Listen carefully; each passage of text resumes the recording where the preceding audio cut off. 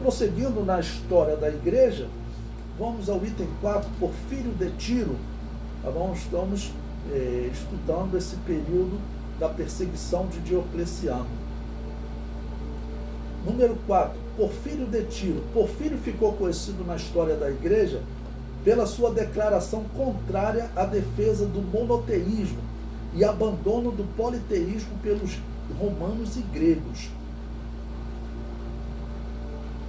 Coloco aí a citação também do historiador Daniel Rups, que ele diz: como as pessoas não podem ser de todo modo ímpias e ateus, que apostataram dos costumes de nossos ancestrais, através dos quais todas as nações e cidades são sustentadas, o que mais eles são além de combatentes contra Deus?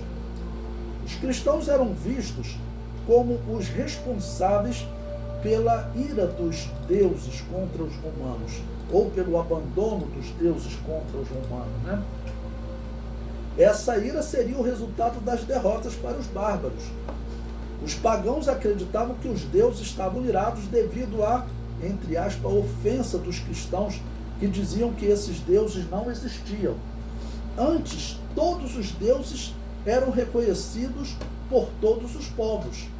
Os romanos reconheciam os deuses dos povos conquistados, mas o cristianismo dizia que esses deuses, sejam eles romanos ou bárbaros, não existiam e nada podiam fazer pela humanidade. Daí vinha essa grande ira dos romanos, né, contra os cristãos, porque eles acreditavam que isso era uma agressão contra os deuses e que assim os deuses se aborreciam e acabavam por abandonar o exército romano. E número 5, Cipriano de Cartago. Eu coloquei aí mais um texto falando sobre ele. Esse historiador Daniel Rups diz: até a morte revelou-se em todas as circunstâncias como um homem de autoridade de governo. Soube impor-se sem constranger ninguém, unicamente pela força de seu prestígio. Papa Cipianos, como lhe chamavam em todas as dioceses, tornou-se o primaz, tácita e unicamente aceito de todos os bispos africanos. Esta autoridade, em 2 ocasiões, pareceu prestes a extraviá-lo, porque foi ele quem liderou as igrejas africanas quando, na questão dos fiéis que tinham apostatado e da validade do seu batismo, elas entraram em conflito com Roma. Por quê?